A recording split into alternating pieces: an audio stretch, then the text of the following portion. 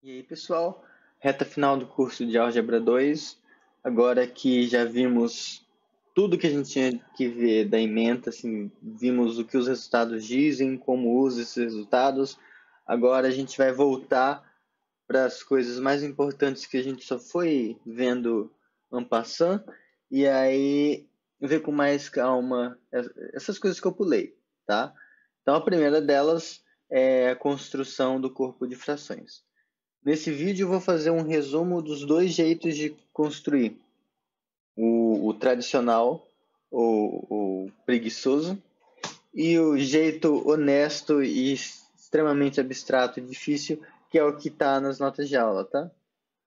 Mas o mais importante é ver o que mais se adequa ao seu coração e saber que você sempre pode ter um corpo de frações de um domínio. Então vamos lá.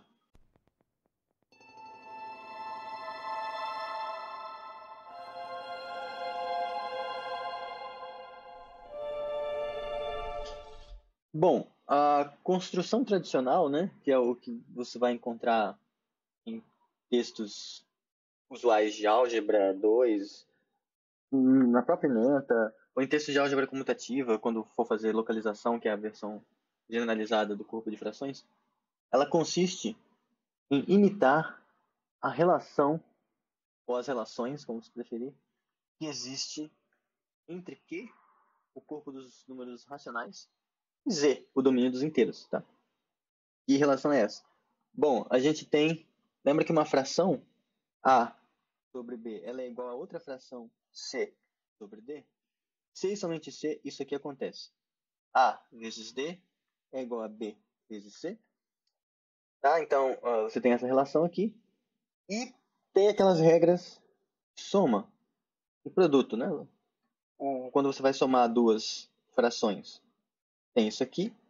Aqui eu estou só relembrando que o que a gente sabe em Q, né? Tá? Então, essas coisas aqui estão acontecendo em Q. Agora, nota que essa igualdade, enquanto essa igualdade ocorre em Q, essa igualdade aqui ocorre em Z. Enquanto essa soma aqui ocorre em Q, essa soma aqui em cima é em Z. Isso aqui está acontecendo em Z. E da mesma forma, enquanto esse produto é em Q, essa coisinha aqui e essa coisinha aqui, cada uma delas ocorre em Z. Visualização de como Q se relaciona com Z, nota que quando a gente escreve o Q dessa forma, seriam pares assim, né? A e B pertencentes a Z, com um B diferente de zero. Então, nota o seguinte: se a gente olha aqui, ó, isso aqui está relacionando pares de elementos em Z. A ideia central da coisa é que, em certo sentido, quando a gente pensa numa fração, o que essa relação aqui diz é que uma fração não representa só um número, ela representa toda uma classe de números. Então a gente tem aí secretamente uma relação de equivalência acontecendo. Tá? Então, nota que se a gente faz aqui, ó, essa relação de equivalência, ela está relacionando pares onde um dos termos é um número inteiro e o outro é um número inteiro diferente de zero. Então, ó, a gente pode trabalhar nisso aqui, ó. Conjunto X, definido como Z cartesiano, Z menos zero. Ok? A gente pode trabalhar. Olha para esse conjunto aqui. Agora, nesse conjunto, os elementos dessa coisa são pares ordenados, né? Já que é um produto cartesiano. Então, são pares da forma AB com AB pertencentes aos inteiros e o B diferente de zero. Nota que, pelo menos essa cláusula aqui é idêntica a essa. Mas enfim, vamos lá. Prosseguindo. Agora, vamos definir uma relação de equivalência aqui. A gente vai definir o par AB, a gente vai dizer que ele é equivalente a um outro par CD, C e somente C, quando a gente fizer os produtos dos extremos, se essas coisas forem iguais. Então, AD. Nota que essa coisa aqui. Essa construção, isso aqui, é bem mais geral do que parece, tá? Essa relação que aparece, que eu coloquei aqui, é a mesma que você usa para, dado uma coisa que chama monoide, Deixa eu pedir um monoide que satisfaz a lei do cancelamento e é comutativo. Pronto, você tem um monoide bonitinho, tipo os números naturais, tá? Com a soma. Se você define uma coisa dessa forma aqui, meio que você vai acabar ganhando são os inteiros, tá? Então, é uma coisa recorrente esse tipo de construção, mas isso é só off-topic. Então, em X a gente define esse negócio, aí observa que isso aqui é uma relação de equivalência. Por quê, né? Vejamos. Se você pega o para B, ele está relacionado com o para B. Opa, aqui tem uma vírgula. Já que quando você faz o produto dos extremos, A vezes B, é a mesma coisa que o produto do outro extremo, B vezes A. Já que a multiplicação é comutativa. Se agora você tem AB relacionado com CD, então isso te dá AD igual a BC, mas isso também é a mesma coisa que dizer que DA igual a CB. Mas se isso aqui são os extremos de um extremo do outro, está dizendo que DC é equivalente a... Pronto, agora faz sentido. Se você tem isso assim, você tem o produto dos extremos externos, C vezes B, é igual ao produto dos extremos internos, B vezes A. De novo, porque a multiplicação é comutativa. E a transitividade eu vou deixar para vocês, tá? Se AB está relacionado com CD, que está relacionado com EF, então AB está relacionado com EF. Agora, em X quocientado para essa relação de equivalência, né? Porque agora a gente tem uma relação de equivalência, a gente pode olhar as classes de equivalência de cada elemento. A princípio a gente denotaria assim, né? A classe, aliás, deixa eu escrever assim. A classe do AB a gente denotaria assim. A pertencente a Z, B pertencente a Z menos 0. Nessa coisa, nota que o Z menos 0 não é um anel, tá? O Z é. Então, quando a gente faz esse produto, isso aqui não é um anel nativo. Então, não tem como essa relação de equivalência você pensar nela como sendo dada para um ideal e aí de cara essa coisa aqui vir automaticamente munida de operações. Não é assim. Como a gente saiu do ambiente de anéis para fazer essa construção, a gente foi para os conjuntos, agora a gente precisa definir as operações. Então, nessa coisa, a gente define a soma de um... Aliás, nem vou fazer a soma antes, eu vou mudar a notação. Em vez de escrever a classe de equivalência desse cara aqui assim, ó, só lembrando, né? Isso aqui é o conjunto de todos os pares CD, tais que a B está relacionado com CD. É a classe de equivalência. Agora, em vez de denotar assim, vamos escrever assim, ó. A gente vai, em vez de chamar com o parzinho uma barra em cima, a gente vai escrever com a barrinha no meio, e é o símbolo de fração. E já fica mais intuitivo. Então, a classe de equivalência do para B vai ser a fração A sobre B. Aí agora a gente faz isso aqui, a gente define dessa forma aqui, e a soma e define a multiplicação assim. Nota que isso é uma regra que está associando uma classe de equivalência com outra classe de equivalência a uma outra classe de equivalência. Porque na hora da gente descrever essa classe de equivalência, a gente está usando um representante. Então, precisa mostrar que essas operações estão bem definidas. E aí, meu amigo, minha amiga, nessa hora, fica como exercício para o leitor, ou para o estudante, que seja verificar que isso aqui de fato ou são operações bem definidas. Tá? Se você mostra que são operações bem definidas, uma vez feito isso, a gente ganha algumas coisas, né? A gente ganha que 1 sobre 1 é o elemento neutro da multiplicação, porque se a gente coloca esse cara naquela regra, vai dar sempre o cara com quem a gente começou. 0 sobre 1 e todas as frações equivalentes a essa é o elemento neutro da adição. Depois que a gente brinca um pouquinho com essas definições aqui, a gente vê que essa coisa aqui é um anel comutativo com unidade, né? Então é um anel bonitinho. E quando a gente... Mais ainda, né? Na verdade é um corpo. Porque se você pega um A sobre B, uma fração A sobre B, que é diferente do 0,1, então para ser diferente do 0,1 é porque o A vai ter que ser diferente de 0. Não, nota que se isso aqui é diferente do 0,1, então é porque quando isso aqui ocorre sem somente C, eles não são equivalentes. Ou seja, se o A vezes 1 é diferente do B vezes 0, que é 0. Ou seja, se o A é diferente de 0. Mas se o A é diferente de 0, o B também é. B sobre A é uma fração legítima desse negócio. E aí, quando você faz o A sobre B vezes o B sobre A, isso aqui tem que dar o AB sobre AB, AB sobre BA. E isso aqui é uma fração equivalente a 1 sobre 1. Portanto, é o elemento neutro. Então, todo elemento diferente de zero tem o seu inverso multiplicativo.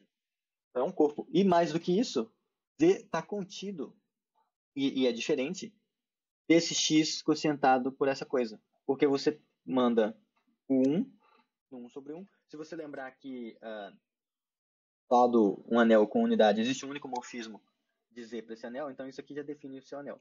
Mas se você preferir, você pode fazer direto assim. Ó. Manda um Z no Z sobre 1. Tá? Isso vai ser um morfismo de anéis. É injetor, pois se um Z sobre 1 é igual a 0, isso ocorre sem somente ser o Z vezes 1 é igual a 1 vezes 0. Que é 0. Então o único cara que vai no 0 é o único cara que tem imagem nula aqui dentro é o 0 dos inteiros. Tá? Então, isso aqui é um corpo que contém Z. Agora, vejam, toda essa construção que eu fiz, eu fiz para os inteiros. Mas se você parar para pensar, em nenhum momento a gente usou algo exclusivo dos inteiros. Tá? Se você for olhar direitinho a construção aqui, a gente usa só o fato de que Z é um domínio. E assim, só para frisar, o fato de ser um domínio, por que o domínio e não anel? Porque no meio dessas coisas que eu deixei aqui para vocês mostrarem que a operação está bem definida, aqui em algum momento vai ser necessário, ou na parte da transitividade, eu acho que na parte da transitividade também, vai ser necessário você ser capaz, na transitividade, você precisa ser capaz de cortar elementos diferentes de zero. E isso você consegue fazer no domínio, tá? Para você fazer essa construção num anel qualquer, você precisa mudar a relação de equivalência que a gente colocou aqui. Essa relação de equivalência vai ser diferente. Mas num domínio, essa relação de equivalência aqui funciona, tá? Ela funciona direitinho. E aí, de modo geral, se a gente repete isso para um domínio, repetindo para um domínio D em vez de Z, a gente obtém a mesma coisa. Então, obtemos o corpo X cocientado por esse negócio aqui, mas aí vai na construção, trocando Z por D, a mesma coisa acontece. E a gente denota isso aqui por frac de D, o corpo de frações de D. E recebe esse nome, primeiro, porque todos os elementos dele são frações pares ordenados com aquela relação de equivalência, cujos elementos são de D. Tá? Só que mais do que isso, e isso é bem importante, se a gente tiver isso aqui, ó, se K é um corpo e D está contido nesse corpo, D é um domínio, então existe um subcorpo, eu vou escrever aqui Q, mas não o Q dos racionais, tá? O Q dos racionais tem essa barrinha, só um Q.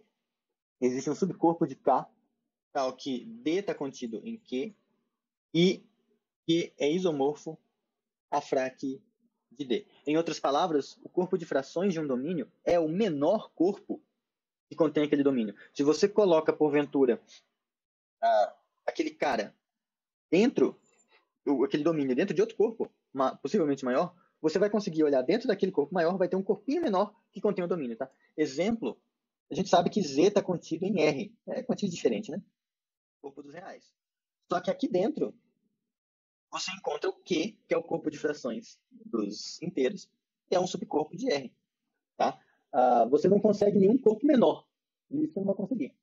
Bom, que existe esse corpo Q, aqui, esse corpo Q é simples porque, bom, existe Q, pois a gente pode tomar a interseção dos subcorpos que contém Z, que contém D, no caso.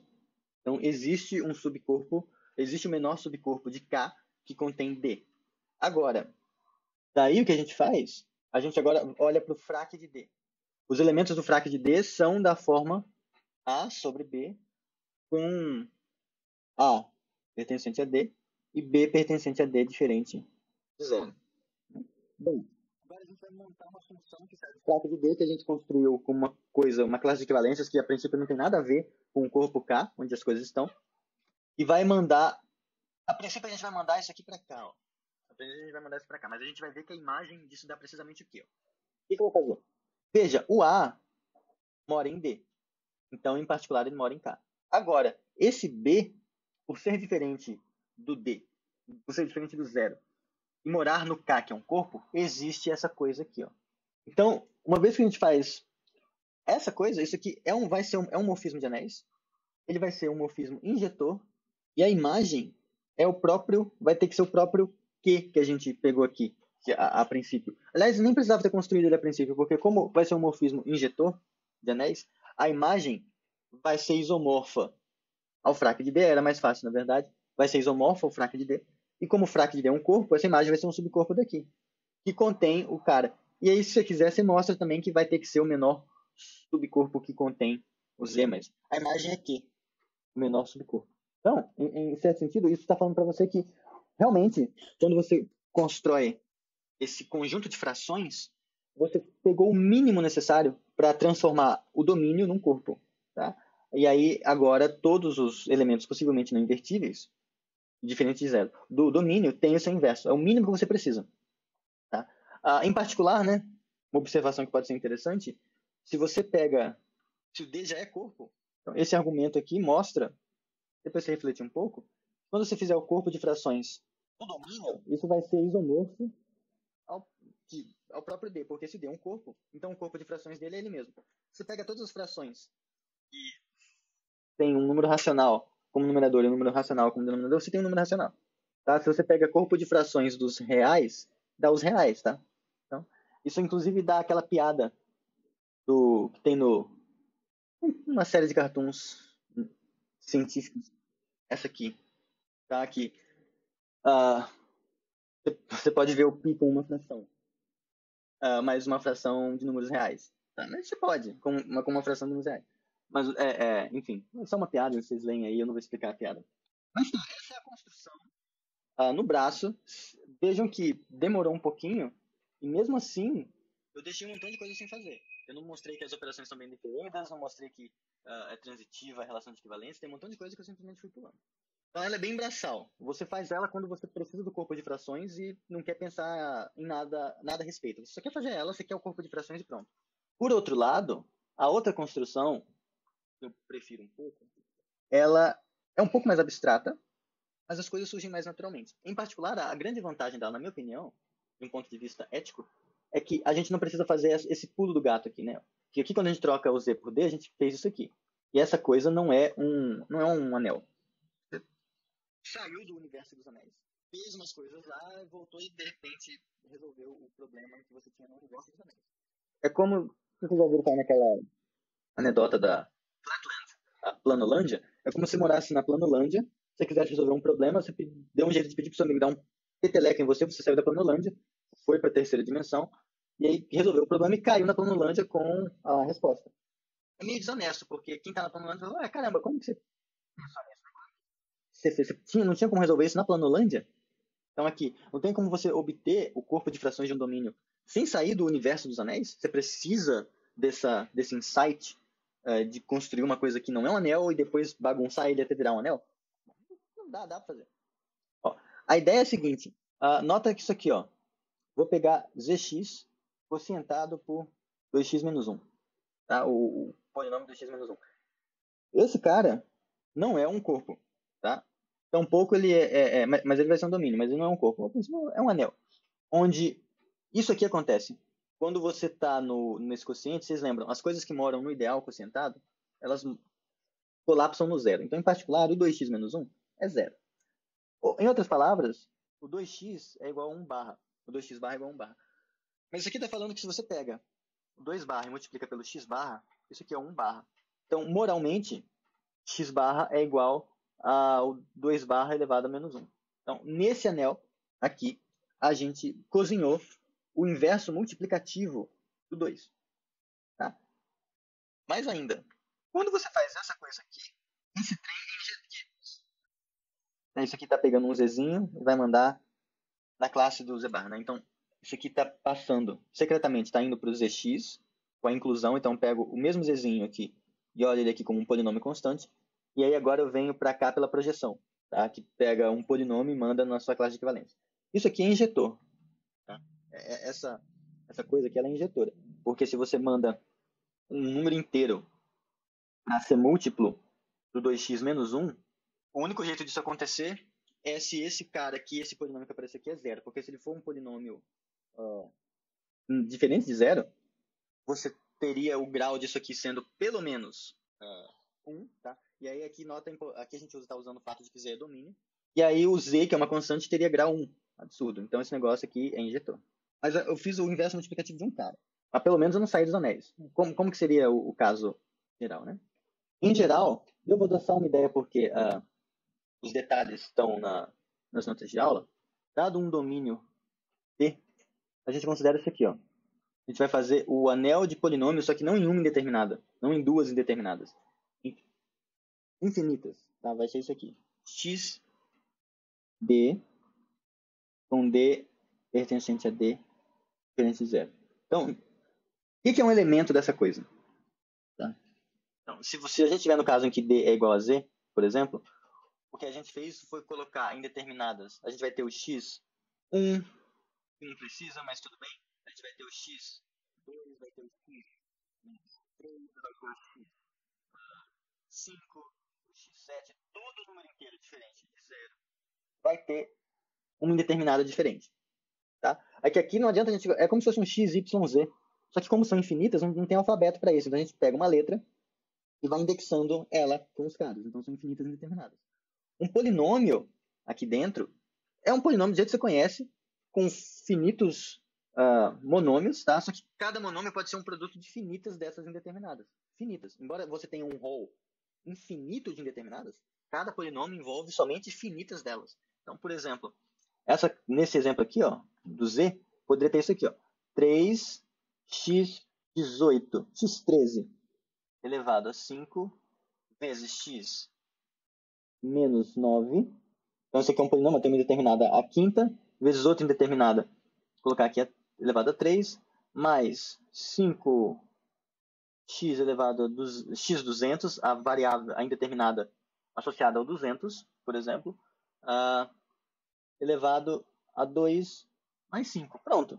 Isso aqui, 3 e 5, né? Deixa eu colocar uma coisa aqui. Mais 6, pronto. Isso aqui é um polinômio que mora nesse cara para D sendo Z. Aí, assim, moralmente, a ideia é a seguinte. A gente pegou o domínio, onde possivelmente você tem elementos que possivelmente não têm os inversos, e para cada elemento diferente de zero, a gente acrescentou outro. A gente acrescentou um elemento artificial, que é indeterminado, e esse elemento vai se transformar futuramente no inverso multiplicativo do cara atrelado. Como a gente faz isso? Como que eu consigo forçar que o xd seja inverso multiplicativo do d? Né? Eu gostaria que isso aqui acontecesse. Que o d de xd fosse igual a 1. Bom, isso não faz sentido assim, porque xd dxd é um polinômio de grau 1, não determinado xd. Isso aqui tem grau 0. Isso não faz sentido. Mas faria sentido se fosse como classe de equivalência. A mesma coisa que aconteceu lá. Então, isso aqui seria a mesma coisa que pedir que essa classe de equivalência fosse igual a 0. Então, o que a gente vai fazer é pedir que isso ocorra para todo Dzinho. Então, isso aqui vai ser, a gente vai quocientar pelo ideal gerado pelos polinômios da forma x, d, menos 1, para d pertencente a d, menos 0. Tá? Isso aqui, vamos chamar de A, por enquanto. Esse anel, isso aqui de graça já é um anel. Tá? De graça é um anel. Porque você pegou um anel que existe, que é o anel de polinômios infinitas indeterminadas, quocientou para um ideal. Então, um anel quocientado para um ideal dá um anel, a gente viu isso em geral. Aí nota que em A, quando a gente faz d, xd menos 1, isso aqui é igual a 0, porque esse dxd menos 1 ele mora no ideal que está quocientando. Então, em particular, isso aqui é 0. Então, d xd é igual a 1. Ou seja, o xd, a classe do xd, é o inverso multiplicativo do d. E mais do que isso, se porventura o xd já era... o d já tinha um inverso multiplicativo, então o xd barra vai ser equivalente a esse inverso multiplicativo que já existia, porque inversos multiplicativos são únicos. Então, mesmo que você tenha feito redundâncias aqui dentro, elas não vão. Agora, as partes, digamos assim, um pouco mais complicadas disso aqui seriam as seguintes, né? Porque quando a gente faz T, quando a gente pega um Dzinho e manda na classe de equivalência do Dzinho, por que isso aqui é injetor? Tá? Não é evidente que isso aconteça. também não é óbvio quem são os elementos de A. A gente não está claro que uma coisa que mora aqui você consegue escrever como uma fração. E em que sentido você faz isso? Também não é óbvio que A é corpo. Nem aquelas outras coisas, mas para você se dar conta disso, é preciso olhar com um pouco mais de calma as propriedades do confiante e de como funcionam as coisas aqui. Isso está mais elaborado nas notas de aula, tá? Mas de um ponto de vista da teoria, eu diria que é interessante tentar construir assim pelo menos uma vez na vida, porque você se força a ver umas coisas que não veria antes, tá? Então, ó, para ver quem são os elementos de A, tudo bem que está no texto, mas só para dar uma ideia, ó, nota que se você tem uma coisa que mora no A, quem era ele? O A é um quociente dessa forma. Então vejam que, a princípio, é melhor até eu escrever assim. Ó. O A, ele é aquele D XD, um D diferente de zero, vou colocar só assim, um anel de polinômios, quocientado por aquele ideal loucão lá. Então, esse A, ele é a imagem do DXD, pela projeção, né? Pela projeção do quociente. É mais aqui de A, pronto. Todo cara que mora aqui, se você pega um alfa que mora aqui, esse cara que mora aqui, ele é a imagem de alguém daqui. Então, esse alfa que você pegou é porque tinha um polinômio em infinitas indeterminadas aqui. Quando você fez o P barra, deu a classe de equivalência que você pegou. Agora, se você pegar esse polinômio e escrever ele é alguma coisa assim, ó, um certo coeficiente, a princípio é um certo coeficiente alfa j vezes certos xd1, xd0 até um certo x de d in de j. Aí aqui, então, esses aqui são as indeterminadas que estão ocorrendo nesse monômio, e cada uma delas tem um certo grau. M0 até um certo MJ. E aí, um polinômio é uma soma dessas coisas. Uma soma finita. Então, J indo de 0 até um certo índice S, digamos, tá? Quando você barra esse negócio, você manda ele para a barra dele, você vai barrar isso aqui tudo e ele vai ficar com isso aqui, ó. Tan, tan, tan. Ou, depois que você reaplicar as operações, vai ficar assim, isso, isso. Agora, olha só que interessante. Aqui, a gente pode pensar nesse x de 0 elevado a m, com essa barra, como sendo o inverso multiplicativo do d0 elevado a m0. Então, se eu multiplicar, por exemplo, aqui por d0, barra, então essa multiplicação vai entrar aqui e aí ela vai distribuir em cada uma das somas.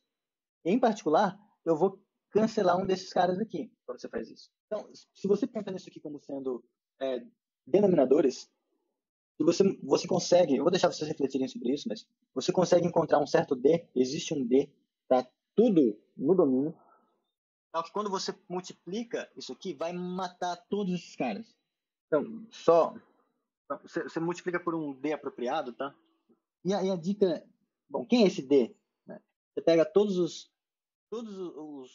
DJs, todos os índices Dzinhos que apareceram aqui, eles correspondem a elementos do domínio. Então, se você faz o produto de todos eles que apareceram aqui, que apareceram no outro coeficiente, no outro, se você pega todos esses, é um cara finito. É uma quantidade finita de elementos do D, todos diferentes de zero. Se você faz o produto deles, isso ainda vai dar um cara do domínio diferente de zero. E aí é só você pegar um expoente grande o suficiente de modo que mate todos esses caras aqui. No fundo, você está limpando denominadores. Quando você multiplicar o dm por aqui, isso vai multiplicar o dm aqui. E quando essa coisa for distribuindo, vai matar todos esses caras. E isso vai ficar uma coisa desse formato aqui, ó. Aqui só vão ter coisas da forma alfa j barra vezes alguma coisa do tipo um beta j barra, onde esse beta é alguém que mora no domínio. São só potências que sobraram do D, possivelmente cortadas com outras coisas. Mas são coisas oriundas desse D que você cancelou com esses negócios. Mas isso aqui, essa soma toda de coisas, é no fundo a classe de equivalência de um certo alfa que mora em D. Alfa não é uma letra boa. Vou chamar de G. Pronto. É a classe de equivalência de algum G, onde esse G mora em D. Então, o que você mostra com isso é que DM, a classe do DM, vezes o P barra, que era o alfa, foi igual a um G barra. Mas isso aqui é invertível aqui dentro, porque cada um dos fatores que está aparecendo é invertível. Então, o seu alfa é igual a um G barra vezes o inverso do dm, isso. Ou seja, é uma fração também. É a classe de alguma coisa, do D, vezes o inverso da classe de alguém do D também. Então, é como se fosse um negócio dividido por outro. Tá? Onde essa coisa aqui é diferente de zero, justamente porque D é um domínio. E meio que isso mata a parte de saber quem são os elementos dessa coisa. A parte de verificar que é um corpo depende um pouco de saber que isso aqui é injetor, mas sai também pelo seguinte fato, e aí é a coisa mais legal dessa construção. Depois que a gente já sabe que os elementos de... Depois que a gente já sabe que os elementos de A são da forma alguma coisa aqui vezes isso aqui, com A e B pertencentes a D e B diferente de zero, que foi meio que o que a gente fez logo atrás, nota que se a gente pega a soma de duas coisas, se eu quero somar dois elementos do A, que são frações, é a gente fazer isso, mais isso. Só que quando a gente vai abrindo essa coisa, agora a gente pode usar as propriedades os truquezinhos que a gente sabe. Isso aqui é a mesma coisa que essa coisa. É a projeção, pode escrever assim, a projeção do A vezes o inverso da projeção do B, mais a projeção do C, vezes o inverso da projeção do D. Agora, aqui a gente pode fazer um truque. A gente coloca a projeção do D multiplicando pelo inverso da projeção do D. Eu coloco isso aqui porque isso aqui é 1. Então, eu posso fazer isso. Mais, repetindo a projeção do C, vezes, mesmo truque, agora com o B trocando, a projeção do D. Agora, isso é a mesma coisa que, como é um morfismo, a projeção do AD, e essa coisa é o inverso do D vezes a projeção do D, a inversa da projeção do D vezes o inverso da projeção do B. Isso é a mesma coisa que inverso da projeção do BD. E agora, aqui faltou um menos 1, perdão. Vezes o inverso do BD, de novo. Agora, se a gente deixa esse inverso da projeção de BD em evidência, fica π de AD mais π de BC vezes o inverso da projeção do BD menos 1. Mas isso aqui é a mesma coisa que você escrever o AD mais BC, a barra, vezes o BC menos 1. BD menos 1, perdão. Que é a fórmula da soma de frações, tá? Então, se no fundo a gente pegar e escrever, em vez disso, escrever isso, de novo, a gente ganhou as frações. Tá? Só que, eu admito, verificar que esse negócio é injetor dá um trabalhinho, porque a gente tem que mexer com polinômios e ver umas coisas de propriedade universal. Não é a coisa mais trivial do mundo, mas é um exercício legal de fazer uma vez na vida, tá? Porque não usa nada que a gente já não viu. Mas, enfim, em suma, essas são as duas construções que a gente tem para os corpos de frações, tá? Em particular, né, deixa eu só mencionar, a propriedade universal que a gente verificou aqui antes, ó, isso aqui é como se fosse uma propriedade universal. Esse cara também satisfaz, e aí você usa a propriedade universal do anel de polinômio junto com a propriedade universal do anel quociente. Isso está feito nas notas de aula. Então, de qualquer forma, essas duas construções que a gente faz, embora vocês possam preferir uma ou outra, elas são equivalentes. Tá? E no final das contas, o que importa mesmo é que a gente construiu o corpo de frações de um domínio, tá bom? E aí são os detalhes. Eu preciso com um pouco mais de calma dessa construção aqui desonesta, porque ela não está feita nas notas de aula. Ela não está feita com detalhes. Mas é isso aqui. Essa outra, que é um pouco mais abstrata, e eu sei que a maioria não vai gostar, ela está feita com mais detalhes nas notas de aula e aí ficou um complemento, tá bom? Mas é isso, espero que vocês se divirtam. E aí na quinta-feira a gente vai ter o Teorema de Gauss feito com cuidado agora, tá bom? Então, até mais.